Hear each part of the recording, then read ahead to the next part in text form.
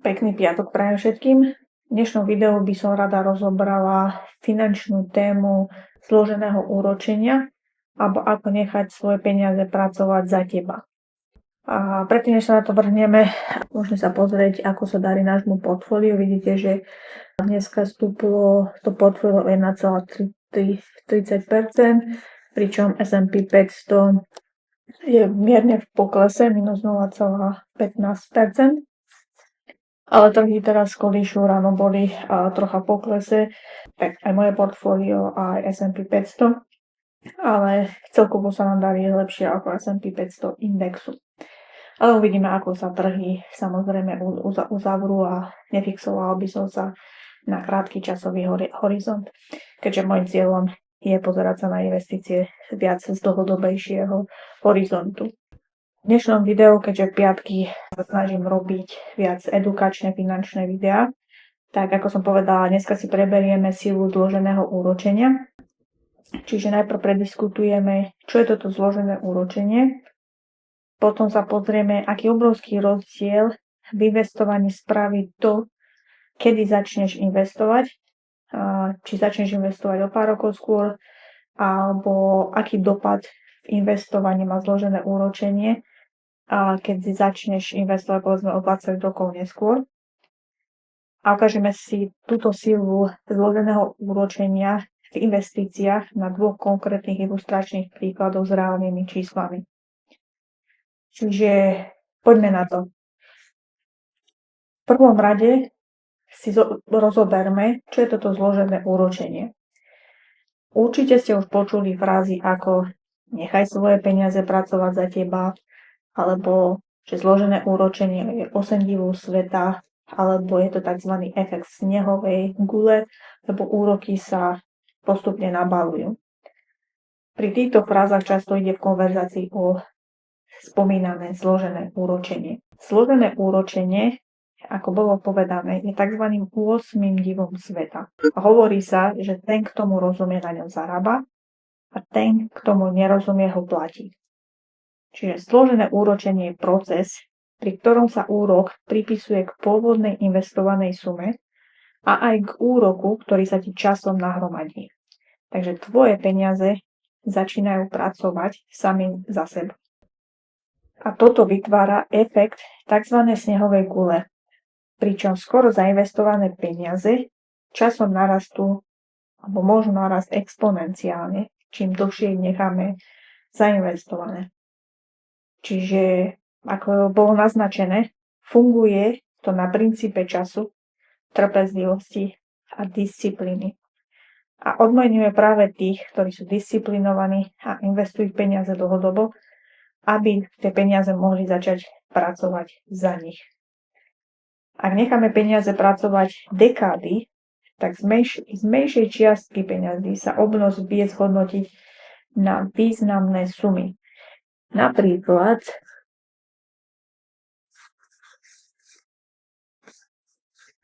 povedzme, že chceme zainvestovať len 100 eur alebo 100 dolárov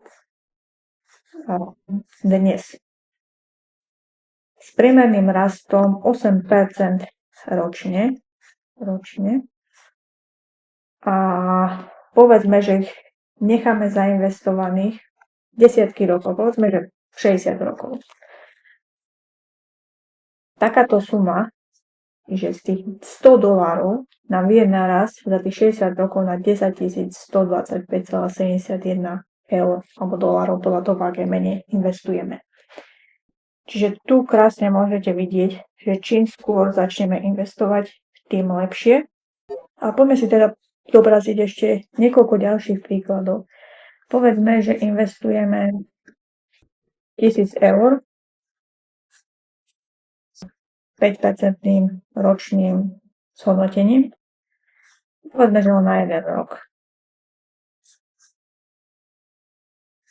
Tak z tých 1000 eur alebo dolárov nám investícia narastie na 1050 eur, respektíve dolárov. Ale keď zmeníme teda náš investičný horizont na 2 roky, stále sme investovali len raz tých jednorazovo 1000 eur, tak budeme mať 1102 eur. Čiže v tomto príklade, ktorý si zosumarizujeme, že kde sme zainvestovali 1000 eur s ročným úrokom 5%, po jednom roku sme zarobili 50 eur na úroku. V druhom roku však už zarábame 5% nielen z tej pôvodnej 1000 eurovej sumy, ale aj z 50 eurového úroku, ktorý sme získali v prvom roku. Čiže tým pádom vzniká efekt zloženého úročenia, pri ktorom tvoje peniaze rastú čoraz rýchlejšie s pribúdajúcimi rokmi. No a chcela by som poznamenať, že zložené úročenie sú súčasťou veľa produktov, s ktorými sa stýkame. Napríklad je súčasťou aj šetriacich účtov, štátnych dlhopisov, akciových trhov, dôchodkových účtov, poisťovacích produktov, kde sú prostriedky zainvestované v rôznych fondoch. Tie peniaze na nás časom pracujú a môžu dosahovať exponenciálne výsledky podľa toho, ako dlho tie peniaze zostanú zainvestované. A treba poznamenať, že zložené úročenie funguje aj druhým smerom.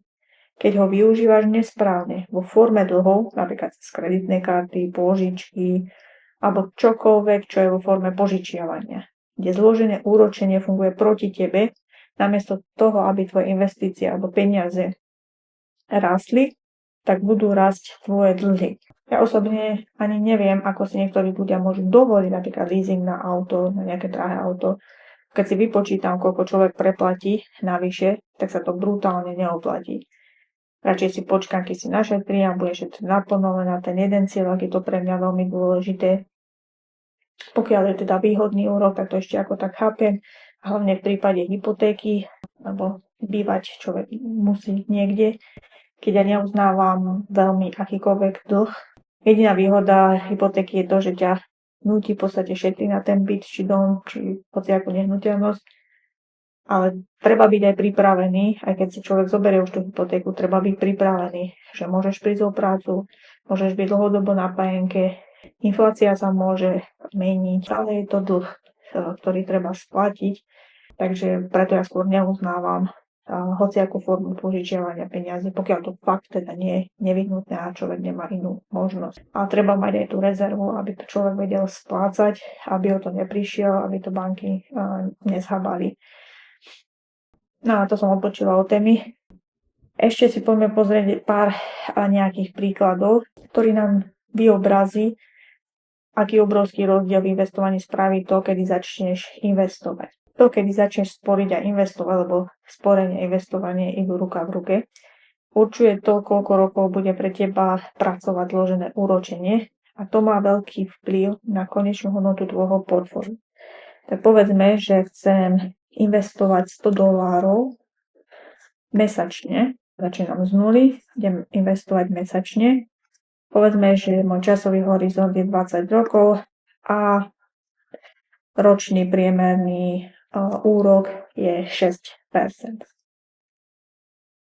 Pri takomto investovaní, ja som zainvestovala z vlastných prostriedkov 24 000 eur a hodnota môjho portfólia narastla na 44 142,71 eur.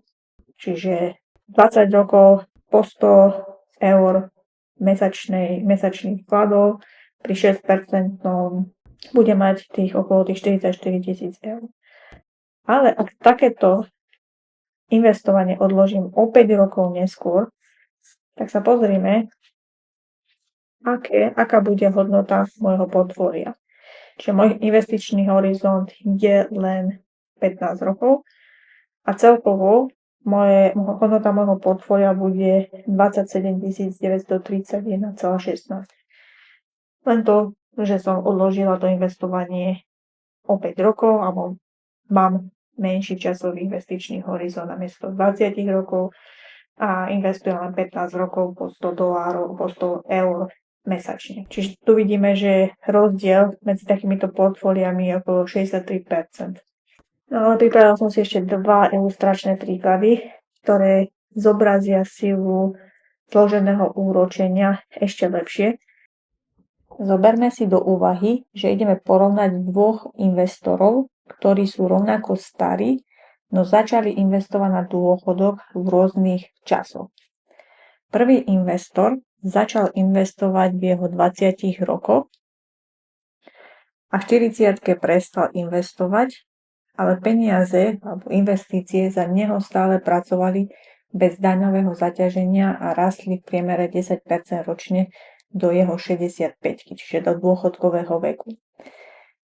Tento investor investoval 6 000 ročne vždy na začiatku daného roka.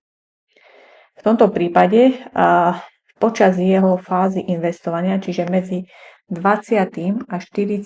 rokom jeho života, celkovo zainvestoval 120 000 vkladov. Takéto portfólio mu narastlo na 378 000 eur celkové hodnoty portfólia.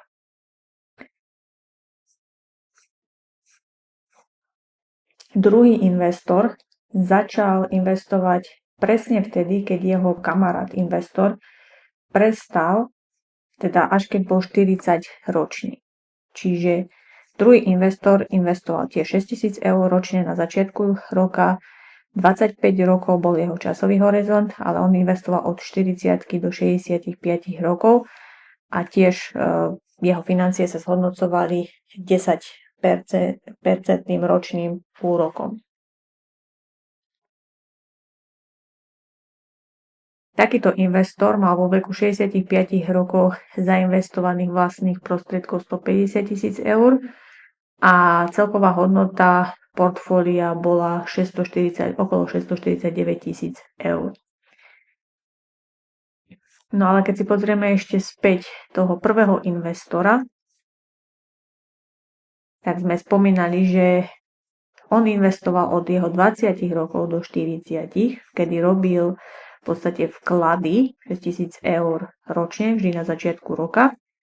Ale v 40-ke prestal, ale nechal tie peniaze zainvestované a nechali zainvestované do jeho 65 rokov. A čiže tie peniaze sa stali medzi 40 a 65 rokom zhodnocovali 10% ročne v priemere. A v tomto prípade jeho portfólio v 65.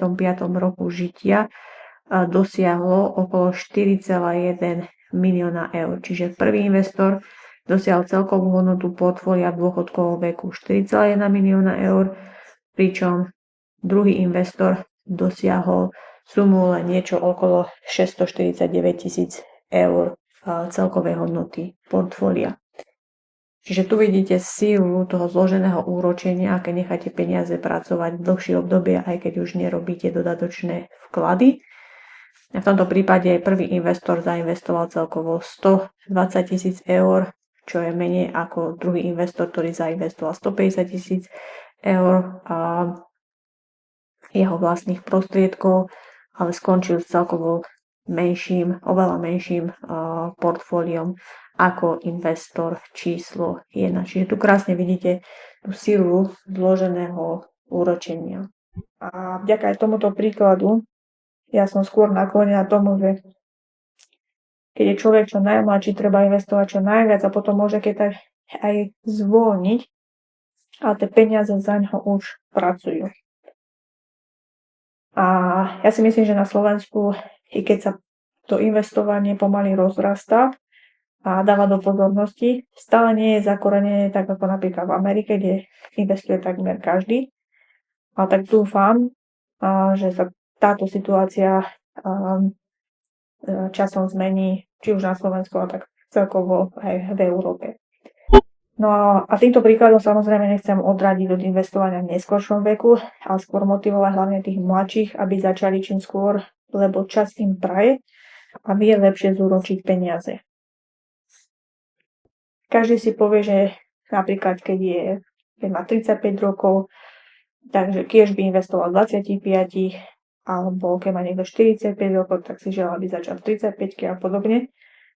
A podľa mňa každý chceme začať investovať skôr, aby som sa skôr nefixoval na to, čo už neviem zmeniť, ale na to, čo je v mojej plnej kontrole tu a teraz. To by bolo asi tak všetko na dnešné video. Snáď to niekomu pomohlo alebo motivovalo začať investovať alebo pokračovať v investovaní, lebo hlavne z začiatkoch je to veľmi ťažké vydržať, lebo ten proces nabalovania alebo úročenia je pomalý, ale čím dlhšie človek vytrval, on sa ten efekt ukáže.